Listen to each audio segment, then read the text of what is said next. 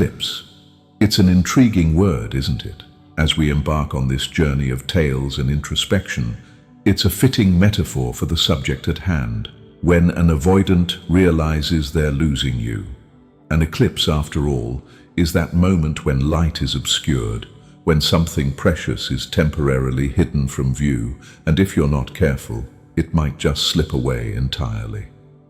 Picture this: a man of distinguished demeanor, sitting in a worn leather armchair, perhaps a glass of something amber by his side. His eyes, although aged, gleam with the sharpness of a hawk, and his voice, oh, it's like a rich symphony of wisdom and wit. He's about to tell you a story that might just mirror your own or someone you know. Listen closely. Once upon a time, there was a gentleman named Edward. Now, Edward was what you might call a classic avoidant. His heart was a fortress, built high and mighty, with walls so thick you'd need a battering ram to get through. But you see, Edward had his reasons. He had been hurt before, as many of us have, and decided it was far safer to keep everyone at arm's length. He was a man who cherished his solitude like a miser hoards gold, convinced that this was the only way to live without pain. Enter Sarah. Sarah was a vibrant soul, as colorful as a spring meadow in bloom. She was the kind of person who believed in the healing power of human connection. To her, relationships were like gardens, requiring care, effort, and a little bit of sunshine. Sarah saw something in Edward that others missed, a flicker of warmth beneath the cold veneer, a spark that could kindle into a comforting fire if only it was given a chance. Their story began like any other, with tentative smiles and cautious conversations. Sarah was patient, perhaps to a fault, with Edward's reluctance to open up. She would invite him to her world of laughter and warmth, and Edward, in his own way, enjoyed these forays into her universe. Yet every time they grew close, every time the night deepened and stars shimmered with promises, Edward would retreat back into his fortress, where he felt safe, unbothered by the storms of emotion.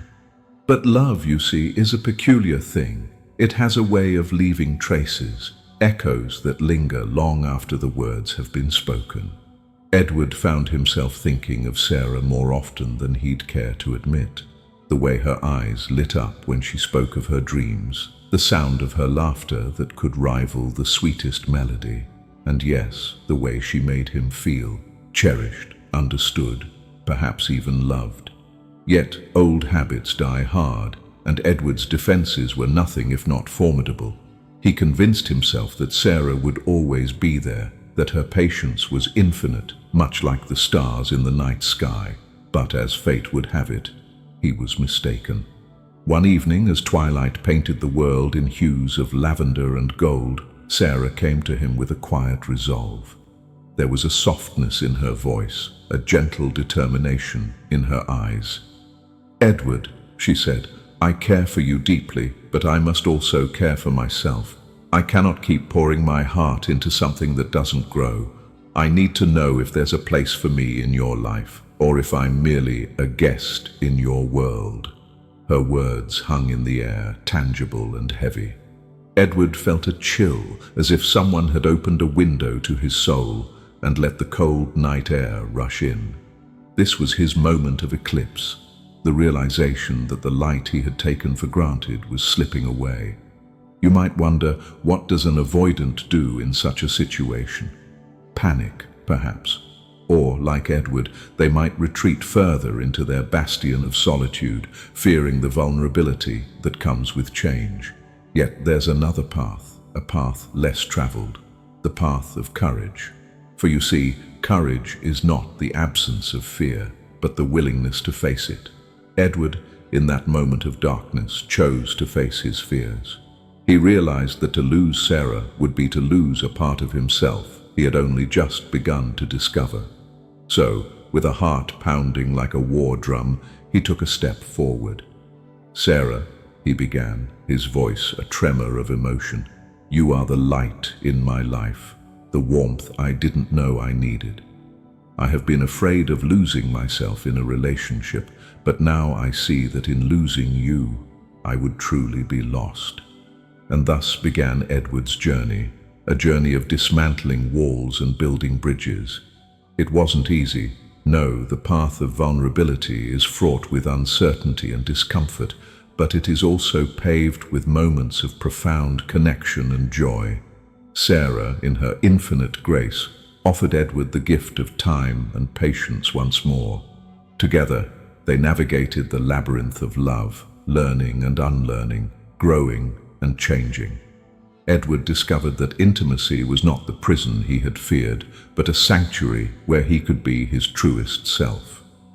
In time, Edward and Sarah's relationship blossomed like a garden in the springtime. It was not without its weeds and thorns, but they tended to it with care, knowing that every effort, every moment of vulnerability was a step towards something beautiful.